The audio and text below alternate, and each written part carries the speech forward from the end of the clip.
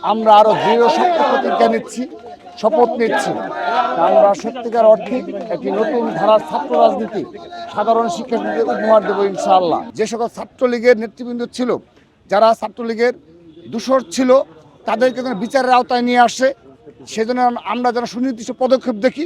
এই প্রতিষ্ঠা বার্ষিকী উপলক্ষে 1 টাকার চাঁদাবাজির সুনির্দিষ্ট কোনো প্রমাণ কেউ দিতে পারেনি। আমরা নিরলসভাবে রাষ্ট্রকে রক্ষার স্বার্থে এবং সাধারণ শিক্ষার্থীদের অধিকার বাস্তবায়নে এবং গণতন্ত্র পুনরুদ্ধারে সদা জাগ্রত রয়েছি। আমরা নতুন ধারার ছাত্র রাজনীতি প্রণয়নকল্পে কাজ করে যাচ্ছি। প্রতিষ্ঠা বার্ষিকীতে আমরা আরো দৃঢ় শক্ত প্রতিজ্ঞা নিচ্ছি, শপথ নিচ্ছি। আমরা সত্যিকার অর্থে একটি নতুন ধারার ছাত্র রাজনীতি সাধারণ শিক্ষার্থীদের উপহার দেবো ইনশাআল্লাহ। সেজন্য আপনি লক্ষ্য করে দেখেন, আজকে আমাদের প্রতিষ্ঠা বার্ষিকী। আমরা গতকাল রাতে ইচ্ছাকৃতভাবে সারা দেশের কোথাও সারা রাতব্যাপী কোনো আয়োজন কিংবা বিশাল আকারে কেক কেটে বড় আকারের আয়োজন সারা কোনো ইউনিটেই আমরা পালন করিনি। কারণ আমরা গতানুগতিক ধারার যে ছাত্র রাজনীতি, সেগুলো থেকে বের হয়ে আসার জন্য আমরা নেতাকর্মীদের নির্দেশনা দিয়েছি। আমরা নিজেরাও সেগুলো পালন করছি।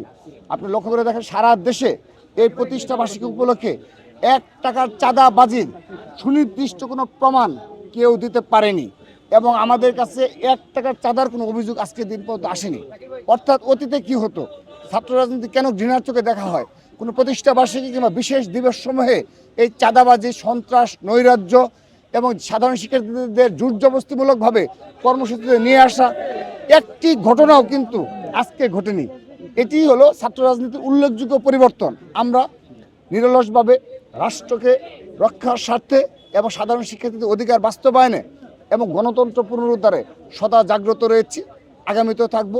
এবং শহীদদের রক্তের বিনিময়ে যে বাংলাদেশ আমরা পেয়েছি, সেই বাংলাদেশকে আমরা বাংলাদেশ জাতীয়তাবাদী ছাত্র দল রক্ষা করব ইনশাআল্লাহ।